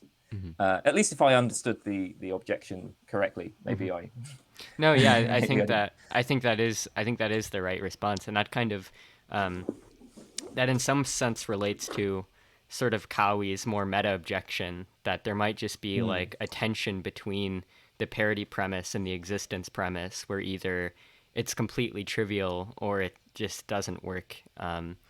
So yeah, I think that is an interesting response, and I guess the only other argument that I could think of, because I mean there's sort of three arguments for realism that I traditionally have encountered. The first one is Mhm. companions and guilt. The second one is the sort of, Morian shift or intuitionism. Can I Hmm. just clarify something? Yeah. And this is very important. The companions and guilt argument, at least in my view, isn't actually an argument for realism. Mm. The only thing that the companions and guilt argument would do is undermine a specific argument for the error theory. So, like, I mean, in particular, right?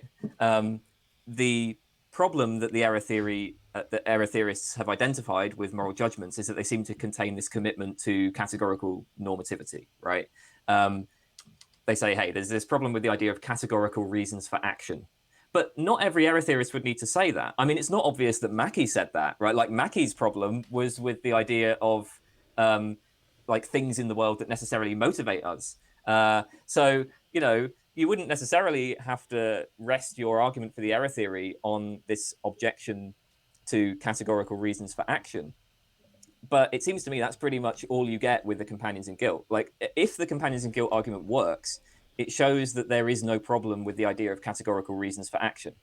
But it doesn't do anything at all to address, for example, the evolutionary debunking argument, or the argument from first order inconsistency. It doesn't really do anything to address concerns about like the epistemic access to moral facts. It doesn't address the point about deference to experts. So there's a whole bunch of other things. So yeah, I would say that it's like yeah, it's not, even if it's successful. I don't think you're going to get realism out of it. Mm. Yeah. Yeah, I do agree that companions and guilt seems to. It's strange because I have heard it used as sort of a positive argument for realism, but I do Mm-hmm. agree with you that it almost seems to only make sense in the context of being sort of a defensive argument against common things that are said against realism, and even in that context, I don't think it works for the sort of considerations that we were just talking about. Um, yeah. Um, so with respect to I guess maybe other potential considerations, um, one that another I guess argument for realism that I've encountered that I find completely unpersuasive is, I guess, the sort of appeal to moral convergence, right? Where the idea is that what we've seen is that over time, different people and different societies are kind of converging upon. In Humer's case, his appeal is to like liberal values, right? Mm-hmm. Like we're converging upon certain moral values, and this would be expected on the realist hypothesis because there's some moral truth of the matter and everybody's moving closest to it.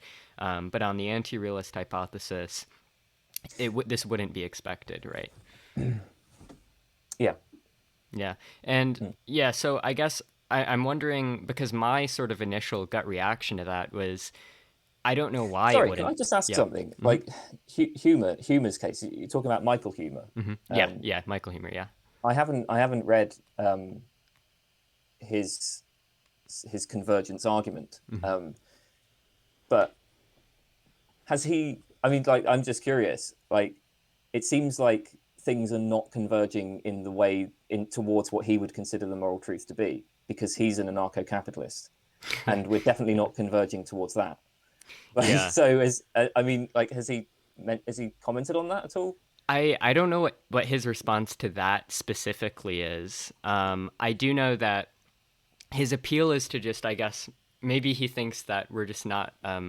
Maybe he thinks that eventually we will we will converge But it upon. doesn't seem like Yeah. we're even going in that Yeah. direction, No. right? Like, I Yeah. mean, states are becoming like, we've developed welfare states, and they're becoming more and more involved in the market and all of that. I mean, or at least it seems to be, Yeah. as far as I can, as far as I can tell. Yeah. Uh, Yeah. so I mean that yeah, would it just be seemed odd yeah. when you that he would have made that kind of argument. But okay. Right. Yeah. I mean it would be interesting to hear his response to that appeal. But yeah, I mean my gut reaction to that argument is just sort of I don't know why it would be unexpected upon the or unexpected on the anti-realist hypothesis, given like I mean, it just sort of is a geopolitical matter. What we've seen is increasing degrees of like globalization, right? Like Yeah. societies are just becoming more interconnected in aspects that are utterly unrelated to morality. So, I mean, it wouldn't seem that strange that our moral beliefs are kind of intermingling more as well. Would you kind of take that approach as well?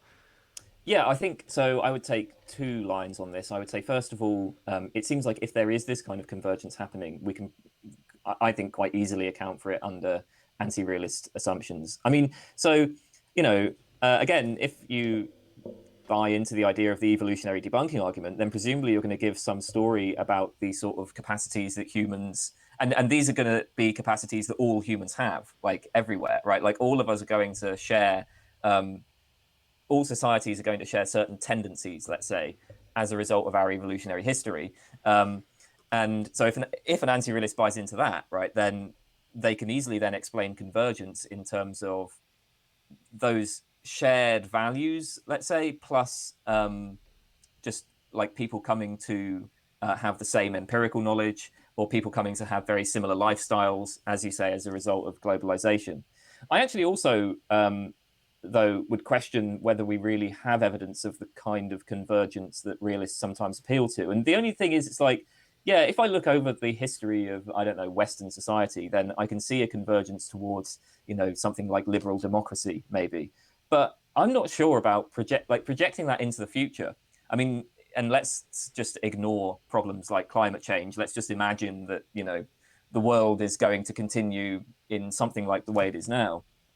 You know, I don't know. I mean, are countries such as China exhibiting the kind of convergence to, say, liberal values that we've had? I mean, maybe it's going in that direction, but like I don't know a lot about, say, China and Russia and these other countries, but like at least initially on a again, I'm very very ignorant of these places, but my initial um, response to them is that it seems like they have very different values and they don't seem to be moving in a liberal direction.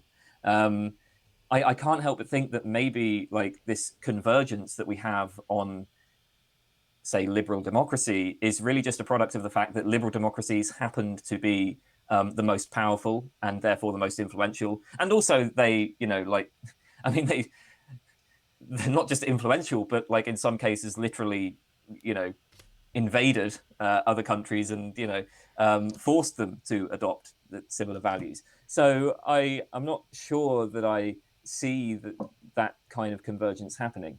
But that maybe doesn't matter so much because, like I said, I think we can just account for convergence if it is happening in anti-realist terms anyway. Right. Yeah. Yeah. I completely agree with that. Yeah, I think that sort of covers the arguments that you found persuasive for anti-realism, and then some of the arguments that I've encountered for realism. I guess, the other main argument for realism would just kind of be the sort of, Morean shift, intuitionist argument of, well, we should trust our intuitions, and then it's very intuitive that obviously you shouldn't kill babies or something like that, and therefore we should accept moral realism. And obviously, um, I don't think we have to go that much into that because I would say that's kind of been responded to in some of the positive arguments for anti-realism, like the evolutionary debunking Mm-hmm. argument and Cowie's argument and your argument, kind of, already have given the objections to that. Unless you are familiar with anything else that you would kind of appeal to. There is another thing I would say in response to that argument, which is that I think that we don't actually have the kind of intuitions that the realist needs. So um, I'm quite happy with the idea that, yeah, like we look at a baby being killed and we just immediately say that's wrong, right? Like we have that as a gut reaction, right? That is wrong. But do we have the intuition that it is true that killing babies is wrong? Or it is a fact that killing babies is wrong?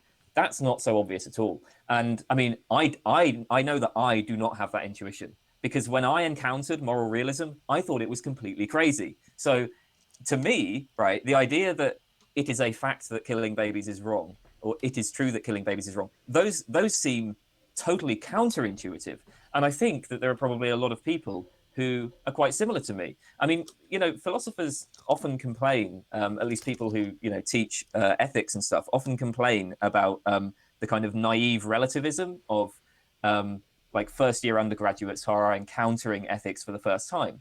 And they complain about it because like they often end up encountering students who just say, well, it's all just a matter of opinion, right? And even if you're an anti-realist, you don't want to just say it's all a matter of opinion. You've still got to engage with the arguments and everything. So that's why philosophers who teach these things often find it a bit frustrating that there are so many, naive relativists. But the very existence of those naive relativists in the philosophy classrooms suggests to me that realist intuitions are far less common than realists sometimes claim. So yeah, I would just say that I don't think the intuitions count unless the intuition is that it is a fact that X is wrong, or it is true that X is wrong. Just having a kind of gut reaction of liking or disliking is not enough. And again, actually, I mean, you drew this comparison earlier to gastronomic values, the value of different foods, right? Like chocolate ice cream, right? Like I eat chocolate ice cream and like immediately I have this gut reaction, like that's lovely. Right. But does that mean that I have the intuition that there are gastronomic facts, that there are facts about the value of ice cream? I mean, that's not obvious at all. Right. Yeah, exactly. That's sort of how I've thought about this, where it's this thing where it's like, well, isn't it so intuitive that you shouldn't kill babies? And it's like, well, it's extremely intuitive that I have an aversion to people killing babies. But Mm-hmm. if the question is it intuitive that you have like a spooky external normative reason not to kill babies? Well, then no, I don't find that intuitive. Um, yeah, I think that is interesting. Um, and I guess sort of one other thing that I wanted to get to, because I did want to spend most of the time touching on whether or not there are sort of objective moral values, because I think that's the more interesting side of error theory. But there's this other side of okay, well, assuming that that's true, right? There are different theories of what moral discourse is taken to mean, right? So like obviously a non-cognitivist will say that moral statements aren't truth apt, they're just expressions of an emotion, like abortion is bad doesn't mean, as the error theorist would say, that there's a fact that abortion is bad. It just means like boo abortion. And similarly, a subjectivist will say that abortion is bad just means I have a preference that people shouldn't do abortion. So I guess I was interested in how you sort of parse out that question, or how you think we should determine the sort of the meaning of moral discourse, and why you think we should prefer error theory over the other sort of primary anti-realist schools in terms of giving an account of the meaning of moral discourse. Okay, yeah. I should say that I don't really care that much. Right. Yeah. Like, Hmm. so uh, I actually used to be a non-cognitivist, or at least I used to identify as a non-cognitivist. But I also don't think that this really matters. I mean, part of it is that I'm not sure that there's really like just a general fact of the matter about what moral statements mean. So maybe I should say that my conception of philosophy, or at least my conception of a lot of what we do in philosophy, is that it's not really like when we ask what does this discourse mean, like what is knowledge, or what is justice, or something like that.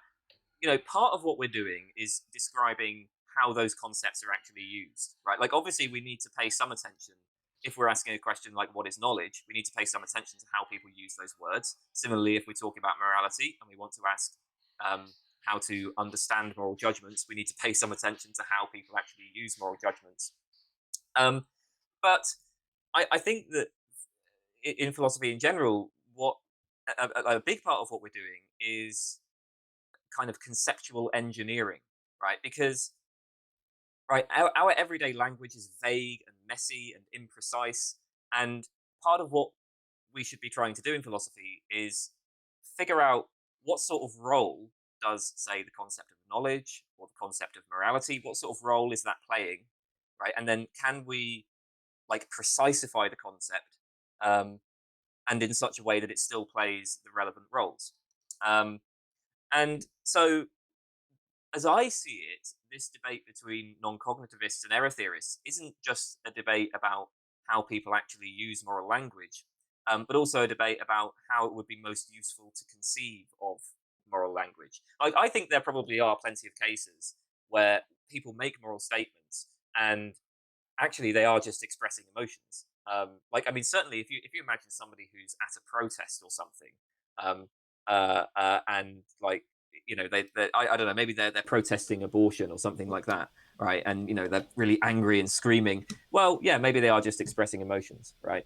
Um, I think that error theory is preferable when it comes to like accounting for what philosophers are doing, for example, because if if you look at a lot of literature in professional ethics, it's pretty implausible to interpret that as just people expressing emotions. Say, um, I mean, there are ways of you know, making the non-cognitivist view work, but it's just like prima facie, right? It seems like professional ethicists are just exploring what they take to be beliefs. Um, so you know, I think that there's that.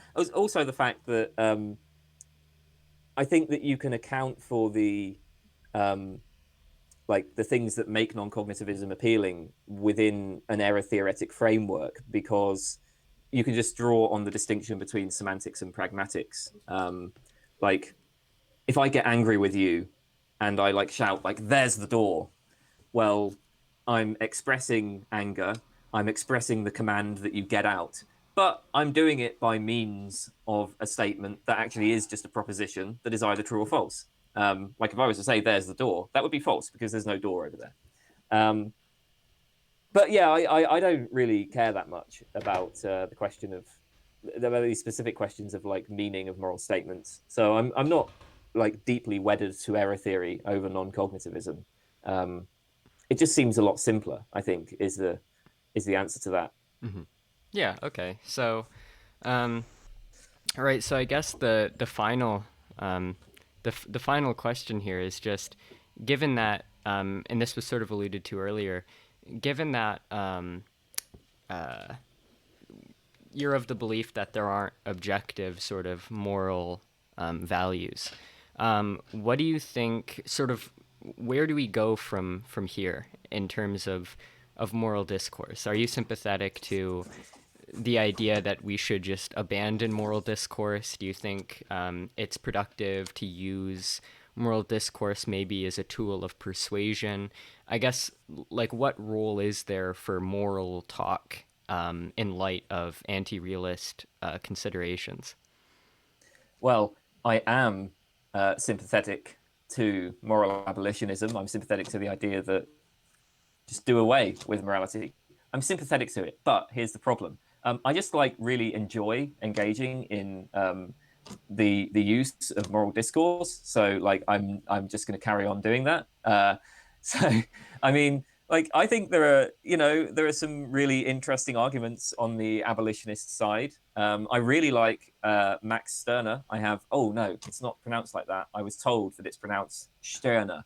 So you know, and but I just enjoy making moral judgments, right? So I'm going to carry on doing it. Um, no, I think that if I was to give like a more substantive argument for one way of proceeding rather than another, it seems to me that yeah, moral discourse does seem to play some sort of useful role, right? It's probably um, a useful tool for promoting social cooperation and all of that. Like pretty much every society, right, has had um, like this means of judging things in terms of morality, and has sort of conceived of, you know, pretty much every society has had this means of conceiving of themselves as being, bound by reasons that are independent of their desires. And it seems like maybe there is something useful about that. Like it maybe provides, first of all, just from a sort of purely individual point of view, like extra motivation. Like I'm not just going to follow whatever desires I happen to have, but it maybe encourages me to behave more cooperatively, which is more useful to me in the long run. And obviously, it's useful to me for other people to do that as well. Um, so yeah, I'm kind of happy with the idea that this is playing some sort of useful role. Um, and I just enjoy engaging in moral discourse. What I would say is that the way I conceive of it is as being essentially like a fiction, right? So we just proceed as if there were these categorical reasons, even though there actually aren't. In the same way as, if we want to send probes to Pluto, we just proceed as if Newtonian mechanics was true, because that simplifies the equations, right? Rather than using general relativity. Um, we just take a theory which we know is false, but act as if it's true. Okay. I think Yeah. that's how I see it. Yeah. Yeah. I think I agree with that prescription. It also just like, given that I have certain desires, and given that so many people are bought into moral talk, it seems like if I want to achieve those desires through political mechanisms, it's just going to be greatly beneficial, tactically, to Yeah. use moral language.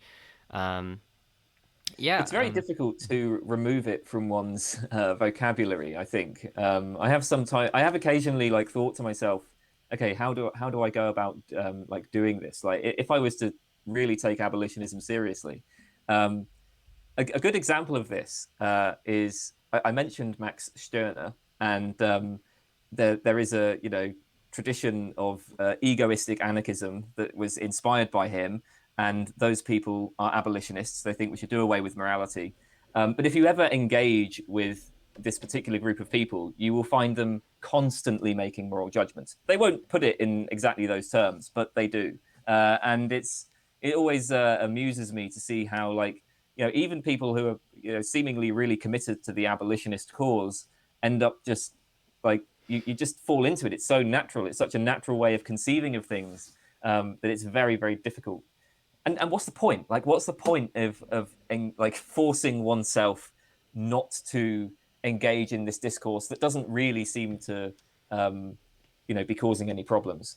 Right. Well, actually, maybe I shouldn't say that because maybe it depends on the sort of moral views that people hold, right?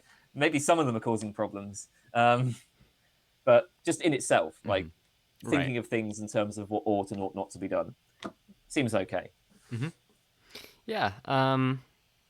Yeah. I think that's all that I had in terms of different things to talk about. If you have any sort of additional thoughts that were related to anything that was said that you didn't get to address, definitely feel free to do that. Otherwise, I guess just reiterate where people could find you if they're interested. And yeah. Okay, I don't think I have any other thoughts. I think that that was everything. Yeah, so my YouTube channel is Kane Baker 91 or Kane B. I suppose if you just type in Kane B philosophy on YouTube, it'll come up. And I don't really have anything else to say there. So yeah, that's everything. Okay. Yeah. Thanks so much for coming on. I enjoyed this conversation. No, that was great. Thank you very much for inviting me. Yeah. Of course. Anytime.